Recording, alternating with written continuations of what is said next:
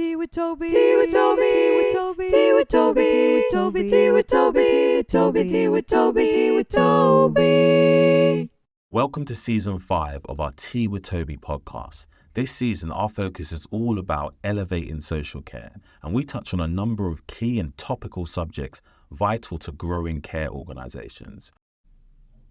In this episode, we're in for a treat as I'm joined by two giants in the care sector, Professor Martin Green OBE, Chief Executive of Care England, and Professor Vic Raynor OBE, CEO of the National Care Forum. And we'll be discussing what makes an ideal care business, how the future looks with recent innovations, as well as discussing and dispelling common myths about the care sector. So buckle up and let's dive straight in. Professor Martin Green, great to have you on the show. So if you can start with a helicopter view introduction to who you are and what you do. I'm Martin Green. I'm the Chief Executive of Care England, and we're a representative body for care providers. And our members deliver services for older people, particularly those living with dementia. We have a significant number of services which are for people with learning disabilities and autism. We have some brain injury services and some mental health services. So from that, we get a really good overview of what's going on in the care sector, and we try to improve the environment for care providers. So we do a lot of work with government, but we also try and do some very tangible things that will help care providers deliver high quality care. Well, it's fantastic to have you back on the show. I think last time you was on the show, it was a very different time. It was in the middle of COVID. But today, what we want to be focusing on is the ideal care business. You are knee deep in the sector. And if we were to say that there was there were businesses that wanted to come into the space, what would you say are the 4 or 5 different elements that they should be considering to create that ideal care business? Well, the first thing I think people need to do is a lot of research. So you need to know what's happening in your local area. So you need to think about what the population process is. So you think about the demographics. Are there lots of people who need care and support in that area? Then I think you need to do a horizon scan of what services are currently available, because what you need to do is differentiate your service from others. So then I would start thinking about, how is my service going to be different? How am I going to, for example, embrace technology so that we can get efficiencies as well as better outcomes for people who use services? And a general point, I think anybody who's thinking about starting a business should think about technology, but they should first of all think, how is this going to improve the outcomes for the people who will use the service?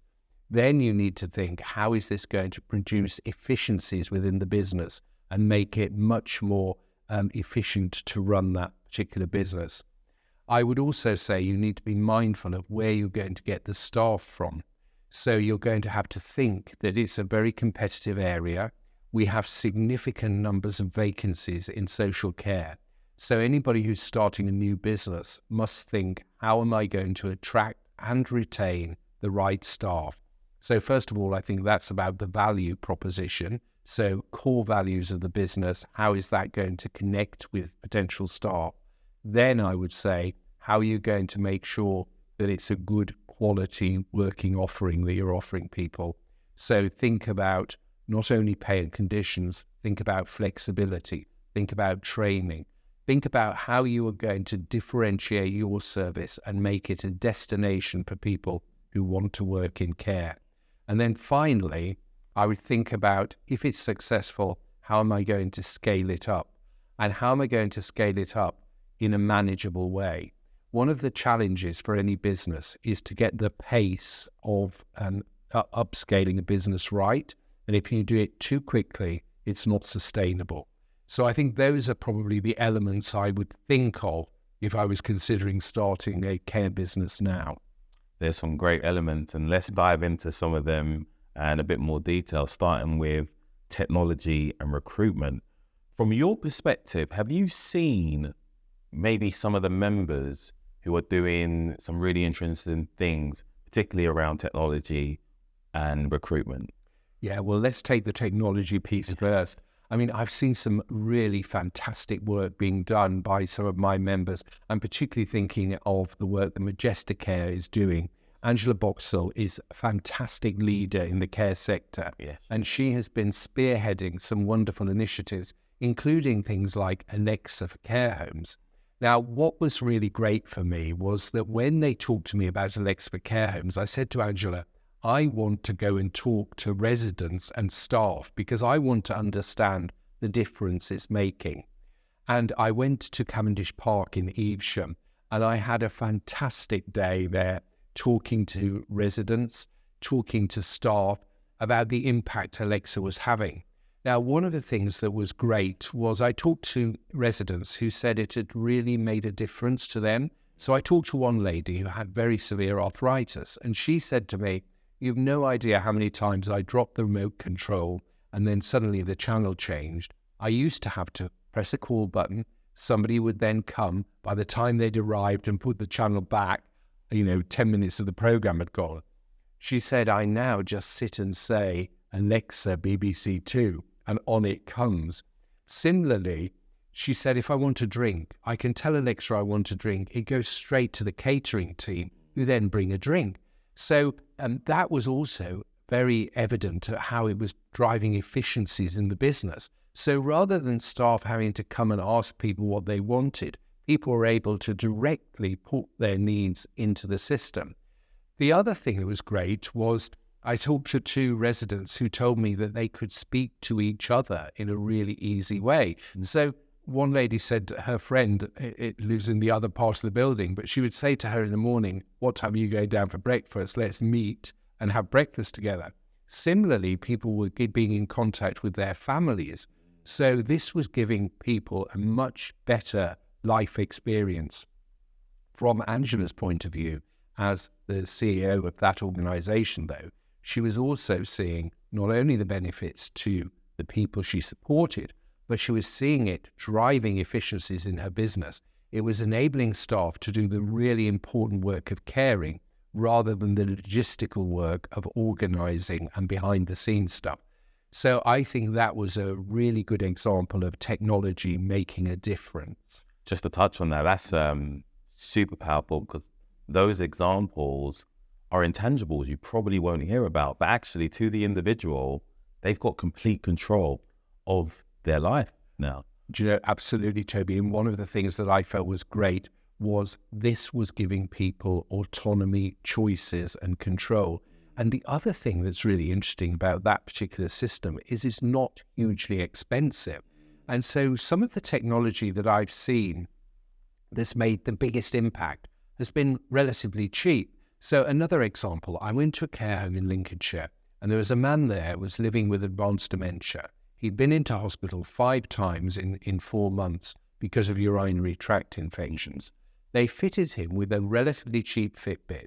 And when this Fitbit identified slight changes in his body temperature and slight changes in his activity pattern, these were preludes to a UTI. They then put in proactive medicine, and that man never went back to hospital for the last 11 months of his life.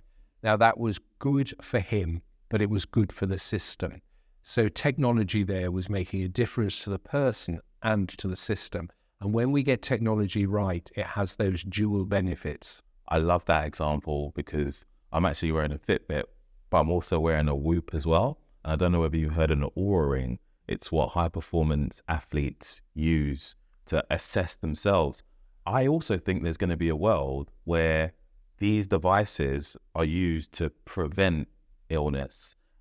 One of the things, like for example, I looked at on the Whoop was it would tell me if I've just worked out and I didn't get enough sleep, the next day, how my day should be. Should I be doing strenuous activity? But just imagine a world where carers get to interpret that type of data to impact the lives of the people that they're caring. Yeah, I absolutely agree with you. And we are in the foothills of what is going to be the next revolution. And this is going to be the revolution of prevention and enablement rather than it being about process. We are going to see a technology revolution that will shift the dial from organizations and processes and set it firmly about people and outcomes. And that is going to be so powerful for the care sector. So I really think we must, as a care sector, though, embrace this. The first technological revolution, we were on the back foot as a sector. We were not in the vanguard of embracing technology. We've got to start doing this now. We've got to be on the front foot. And the other thing that often people say to me is, oh, well, the technology might change, so I won't make a decision. Well, actually, you need to make decisions early. Yes, the technology will change. That's inevitable. But you can't use change as an excuse for not doing anything, because what you need to know, and it goes back to what I said earlier about how you craft what a business does. What people need to know is if you are delaying making those decisions and making those investments, the rest of the world won't do that, and you will be left behind as a business. So this is about survival, but it's more than that. It's about embracing technology as a route map to thriving in a difficult environment. I'm going to touch on something like that towards the end. I would love to pick your brains on that. So that's a great example in terms of one of your members, Majestic Care. Massive shout out to Angela and what they're doing from a technology perspective. Have you got any examples from a workforce perspective? Yeah, in fact, many Care England members are doing some really interesting things around the workforce. So, for example, Bupa is looking at ways in which they can attract different cohorts of people to work in care. They're looking at flexible approaches to work. They're focusing on the quality of work. And Rebecca Pearson's been leading some fantastic work at Bupa around that. Similarly, at HC1, they've looked at terms and conditions, and they've started to see changes in things like attrition rates and turnover rates because they have invested heavily in their staff, not only in terms of terms and conditions, but also in terms of training, of well-being, of enabling people to feel part of an organisation. Similarly, the National Care Group, a very high-level provider of people and services for people with learning disabilities and autism, doing some fantastic work there, led by James Allen, which is about trying to improve the quality of work and the feeling of belonging to an organisation, which the staff get, and that's paying its dividends. So right across the sector, I've given 3 examples there, but I could have given 30 examples of people who recognise their staff are their biggest asset. They need to work in different ways now. They need to invest in their staff, and that's not only about terms and conditions. It's about the quality of work experience. And people post-COVID want more flexibility, and I think we have to embrace that. But technology, again, with things like technology rotoring systems, this is starting to be much easier to be flexible.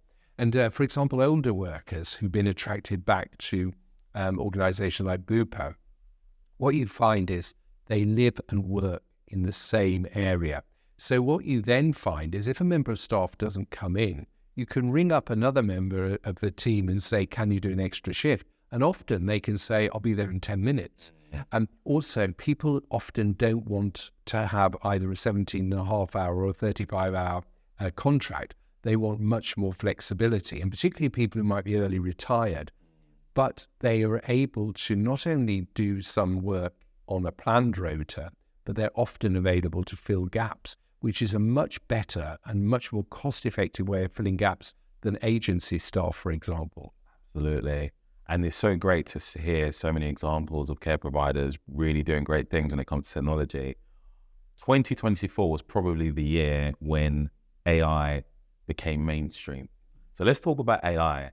From your perspective, what do you think the opportunity is in the care sector? What are the possible use cases of AI? Well, I think AI is going to be great for things like report writing, creating audit trails for the regulator.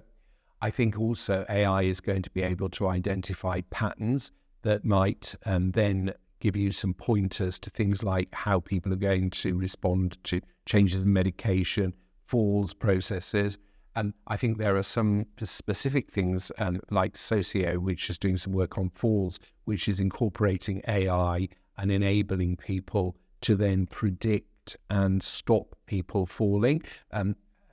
The people at Dormy, Helen Parsons is doing some great work there as well on using that system. And this is a good example of a system that's got lots of bits of technology, including AI, coming together to be very preventative in the approach to falls.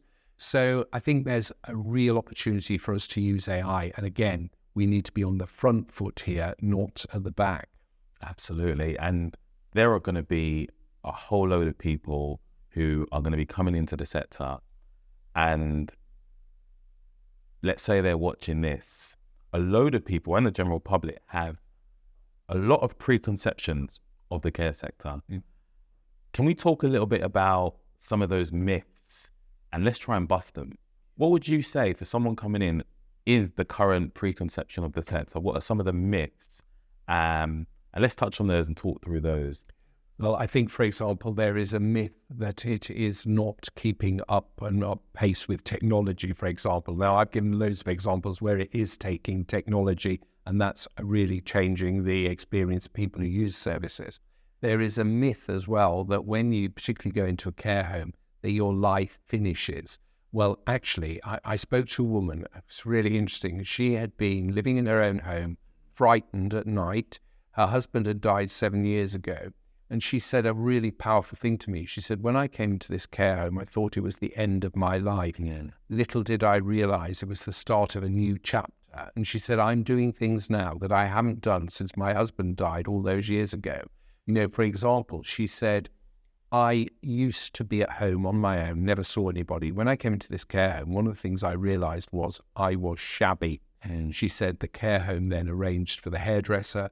We went out, we bought new clothes, which I hadn't done for years. She said, I go to events, I'm involved in entertainment. She said, all I did in the past was sit in my house, watching the television and waiting for the 2.5-hour home care visits, which was all that she got. And now she said her life was enriched. And I think those are stories that we have got to get out there because they bust a lot of myths. The other thing that is a myth is the myth that this is an easy job to do, that people in care work somehow couldn't do anything else. Well, let me tell you, this is a very skilled, very complex profession.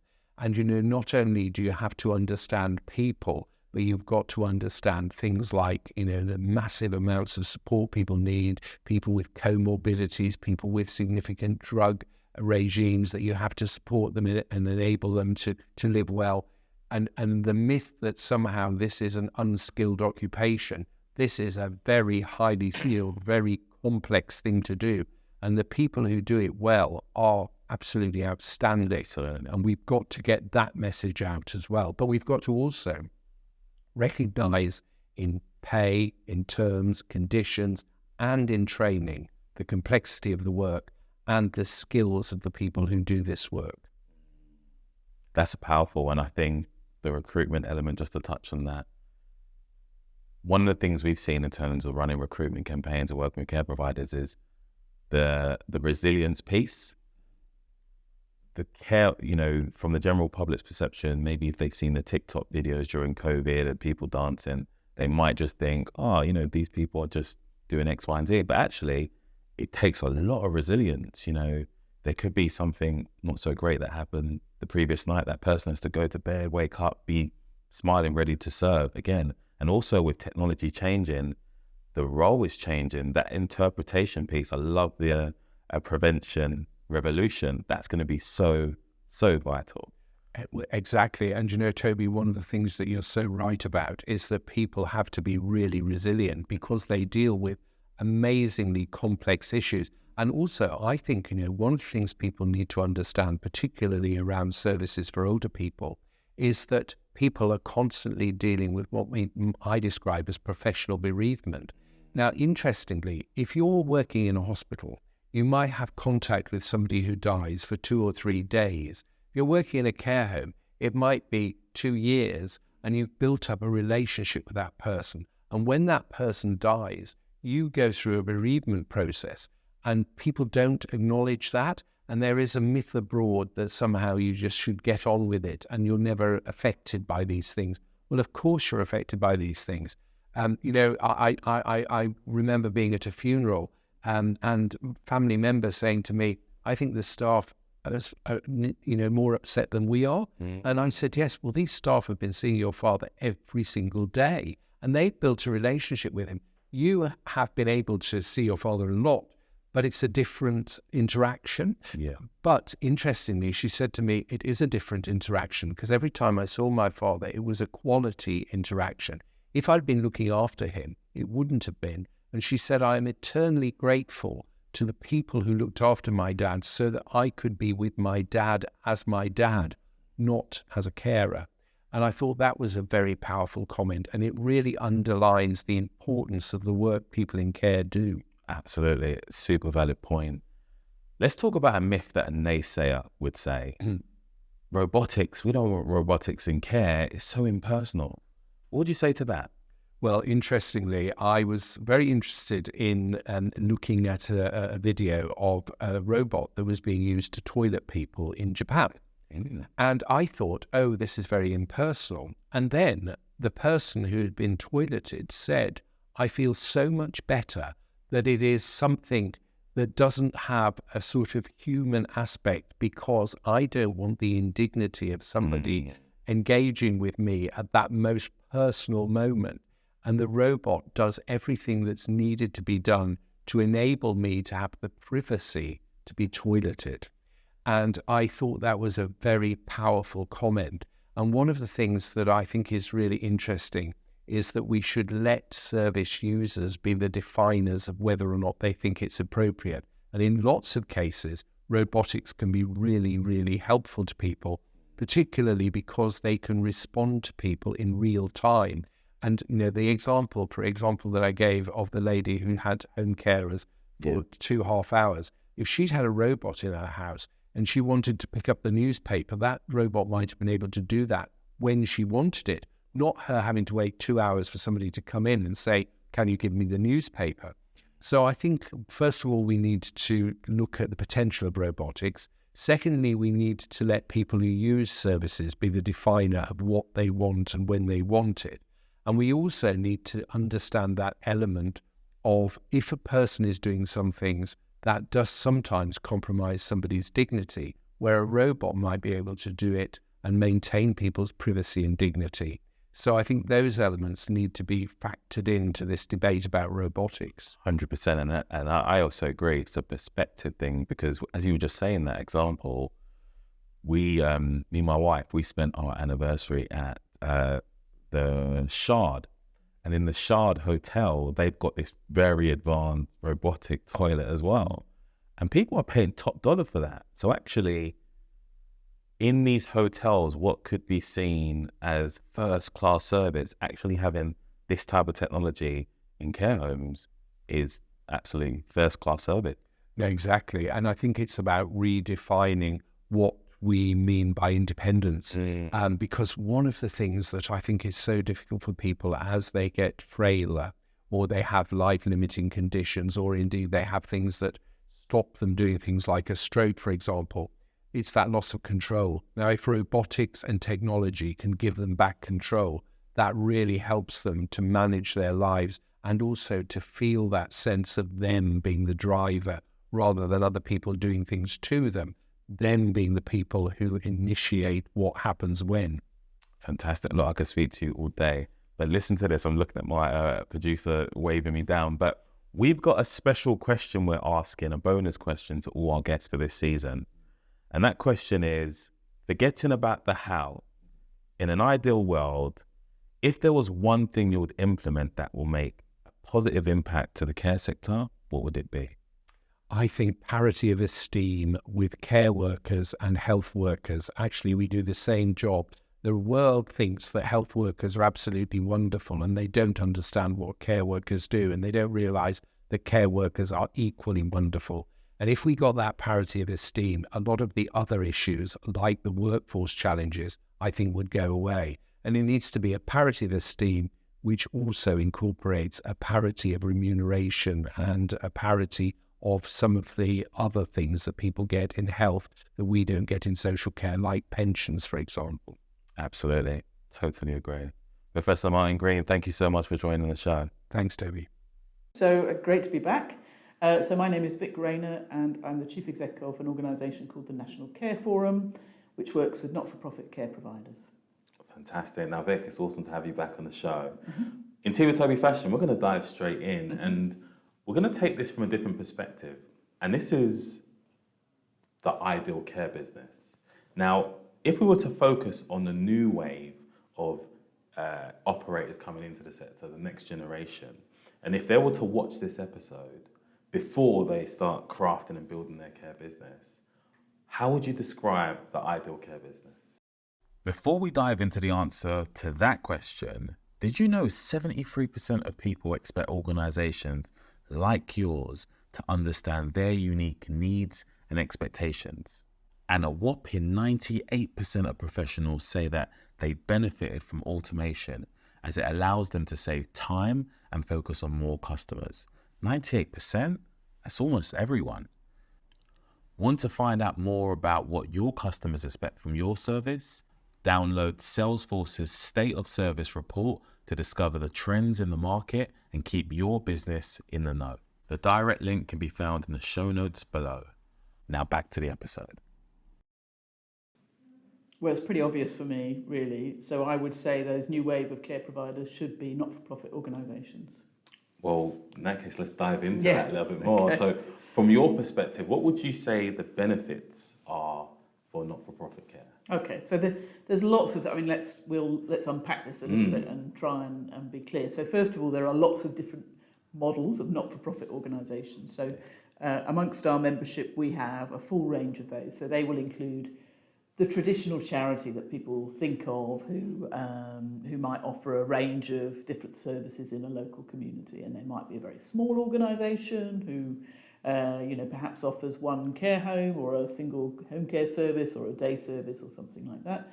And they might be a very large, long-established charity, such as somebody like Anchor, as a housing association, but those kind of big organisations, Order of St John's Charitable Trust, those people have been around for a very long time.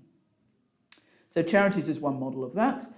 We also have housing associations, as I mentioned, people like Anchor, Sanctuary, Look Ahead, large organisations who are comply with the regulations in relation to the housing sector.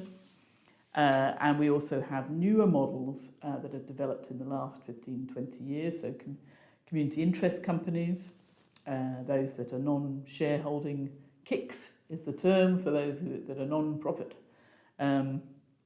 non-profit organisations. And also we have LATCOs, which are local authority trading companies. And also other not-for-profit organisations are local authorities themselves, and NHS providers sit in that sort of bracket. So it's a really varied field of organisations that are out there in that not-for-profit space. And as a not-for-profit business, what are the benefits from the community's perspective? Yes, they're huge, I think. So I think you've got a range of things that go on within not-for-profit organisations. The first of all is just to be really clear what the not-for-profit means. Yes. So a lot of people get confused and think they don't, either not-for-profits don't charge for their services or they don't, there's no costs involved. Well, of course, that's not the case. These are large organisations delivering against publicly funded care contracts or other things. But the key difference is that any surplus that's made within those organisations is reinvested back into the organisation and back into that community.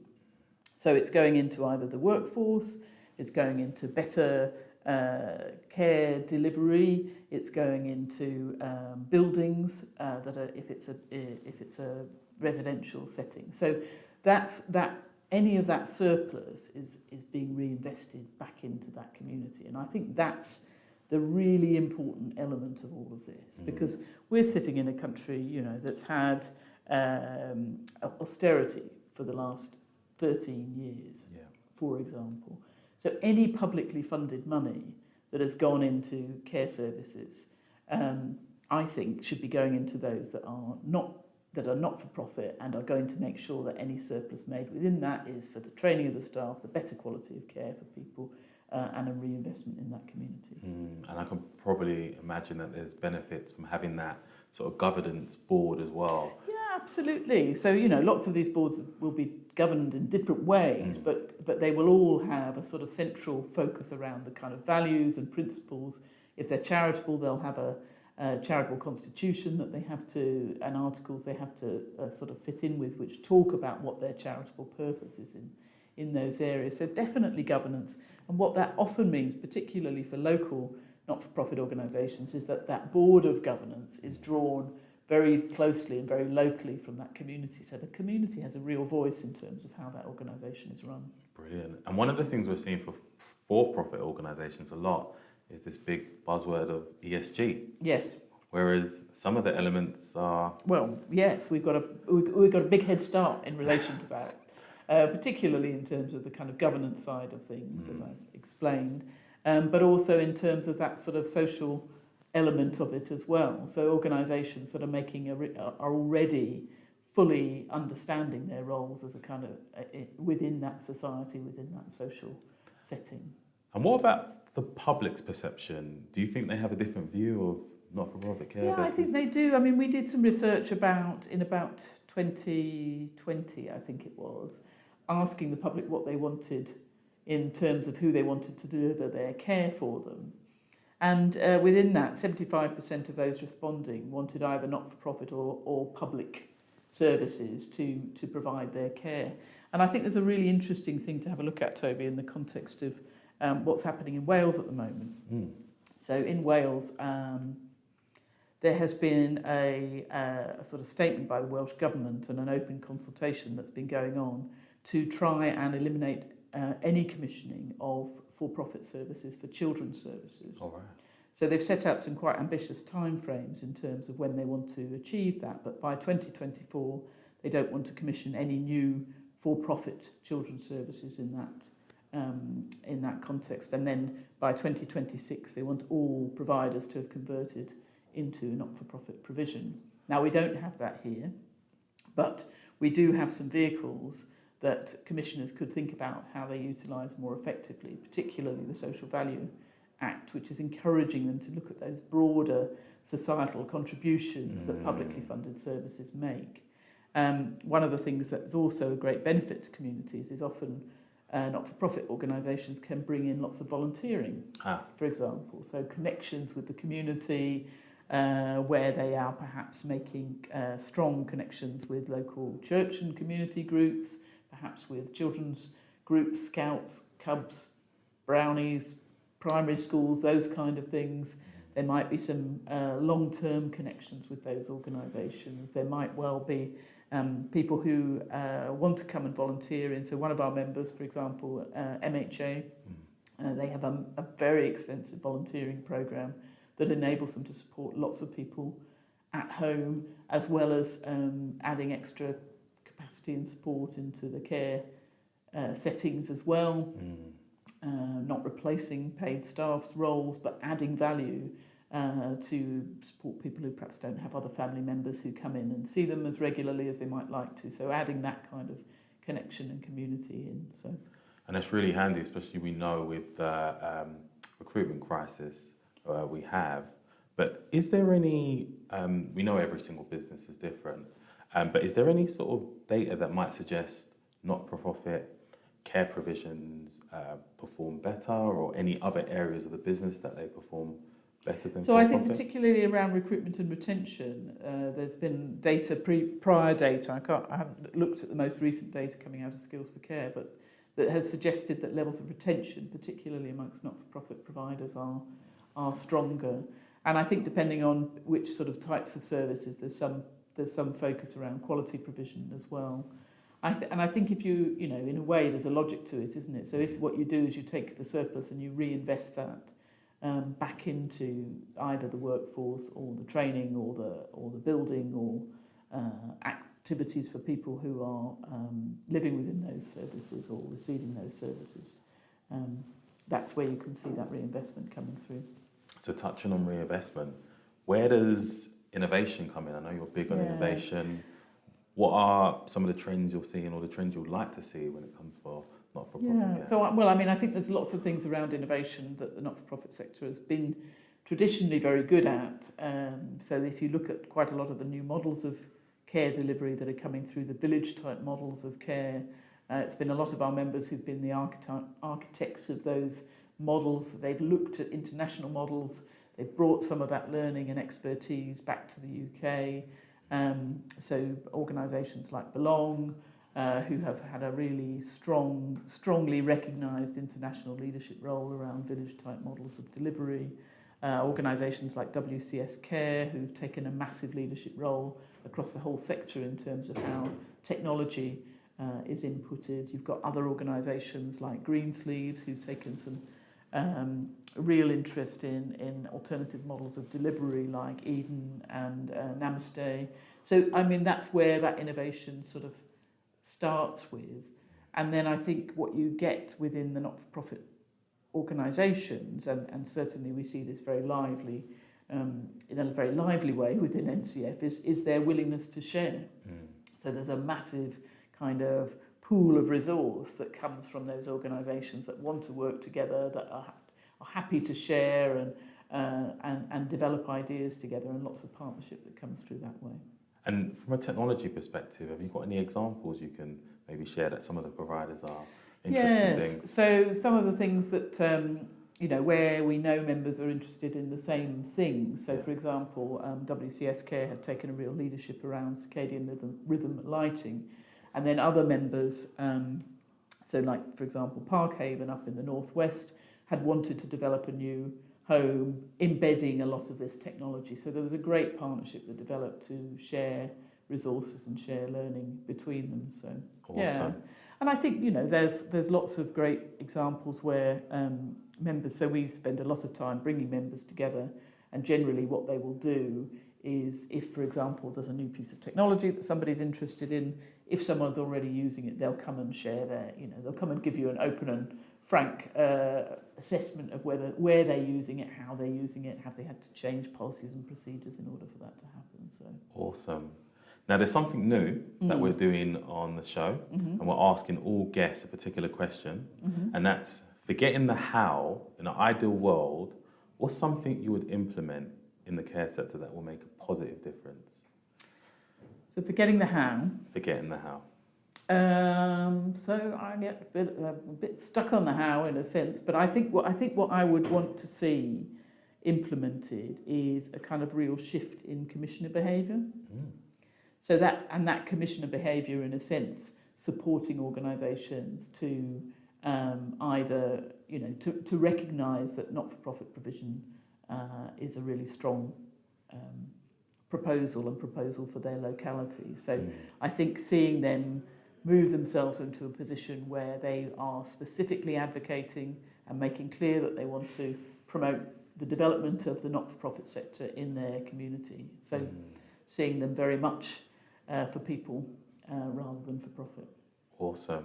And I've got to bring it up. On the last episode that we done, there was a particular a segment that went viral on our show where you talked about how do we get the care sector and all the roles available out to the public. And you suggested it needs we need our own soap opera. Soap opera? Yes. That went viral. Right, and a load of people started coming on it and said absolutely. And then we were talking at the Innovation in Care conference, and I took it further. I said, well, maybe it deserves its own come down with me at different care shows.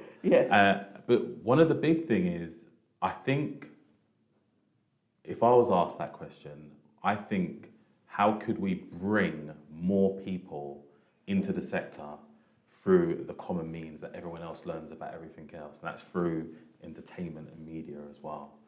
Yeah, no, I still think that would be a great win for us. I do think that there is another bit about how do we get people excited about the roles that they're doing. And I spent a long time working in the supported housing sector before working in care. And I think there we were a lot better, perhaps, or clearer, or it was more straightforward for people to see that the work that they did was really work that was about social justice.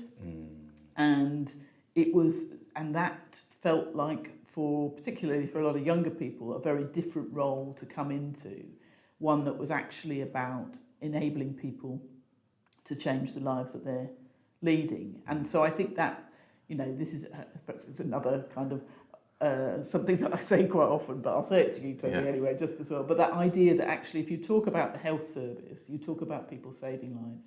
And actually if you talk about social care, you talk about changing lives. And I think that's a really appealing thing for people who want to come into work to think about. It's the sort of mantra that lots of other public sector services use if you want to go into the police or teaching or whatever. It's dynamic, it's about changing things, and that is what care is about. Really, really great care workers change people's lives. They work with them, they support them, they enable people to take back control, and that is, probably the biggest gift that you might be able to give. So I think that that's really inspiring. The other thing I would say is I've been reading quite a bit of the stuff that comes out of Wales around why this shift towards not-for-profit provision is important. And I think one of the sort of telling kind of phrases was from young people themselves talking about care and talking about why they thought it was important that it was not-for-profit. And this sort of, left a bit haunted by this idea that sort of young people feeling really strongly that they didn't want people to be making money out of the challenges that they face. And I think that is a driver for me, in a sense that actually if what we can help commissioners, planners, policymakers, etc., to do, to understand that actually it's more than a model. It's actually about providing care that empowers the people who are receiving it, and also encourages, enthuses, and sort of makes people very proud to be part of that not-for-profit care workforce as well. Very well said. And I know I'm just looking over at the producer now, but I have to ask you this one question. It's about AI. What's your thoughts on AI in care? Well, I think that,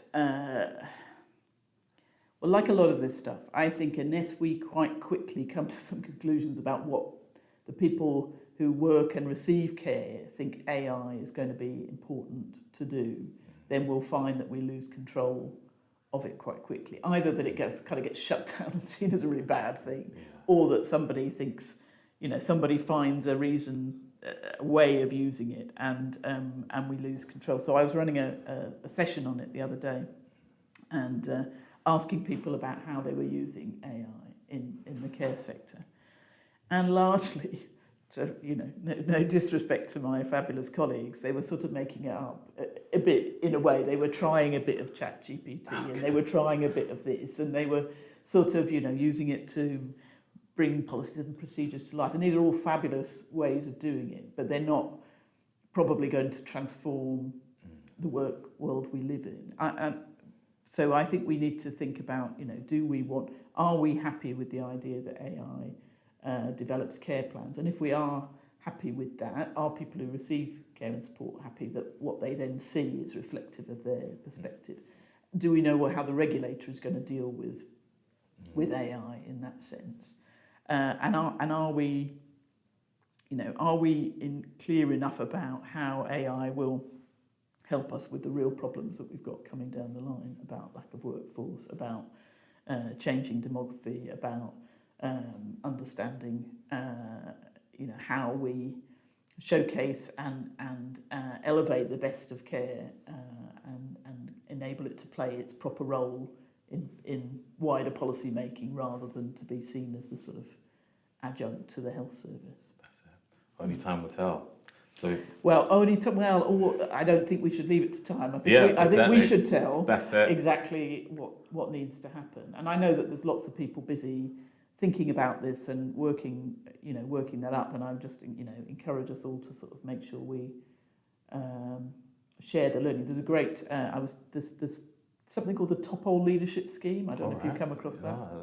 So there's a guy called sorry, there's probably much more technical stuff I should be putting behind this, but he did some analysis of the digital leadership skills across the health sector, or the health and care sector, but mostly it was about the health sector. So coming out of that, there's a series of fellowships that have been developed, and 4 of them are focused on social care and digital leadership. And I know there's some exciting work going on in there looking at the utilisation of AI in social care. So I'm hopeful we'll have some answers. Absolutely. And I think if we can implement AI to do more of the to free up our carers to spend more time to do the more valuable relationship piece work and the connection piece, it will also bring in a new generation of carers to say that actually, hey, as part of this role, we get to use state-of-the-art technology. Yes, and we get they to probably won't preempt. think it's state of the. I mean, It's normal to them. Yeah. I think we've got to recognise that when we bring anybody in now and ask them to write stuff down, they're probably just thinking, what's happening? So yeah, I think it will be. I mean, the beauty of AI is you don't know it's really happening. That's it. I think, and things like the work you do that sort of enables people to better communicate what care is all about. Is a fundamental part of that journey, in a sense. So, yeah, I mean, I think we're going to find that it has an impact, but we need to be smarter on our feet to work out what that should be. Well, we must get you back on the show. Well, thank you so much for your time, Vic. Awesome having you again on Tea with Toby. Thanks. Thanks for tuning in to Tea with Toby. If you found this episode useful, don't forget to share it with one of your colleagues from the sector. And if you have any questions, drop me an email at team@prosperwell.co.uk. If you're new to Tea with Toby, do check out previous episodes in the season, and also look out for future ones. Tea with Toby is produced by specialist care sector digital marketing agency Prosperwell, caring for the brands that care for others. Tea with Toby, tea with Toby, tea with Toby, tea with Toby, tea with Toby, tea with Toby, tea with Toby, tea with Toby, tea with Toby.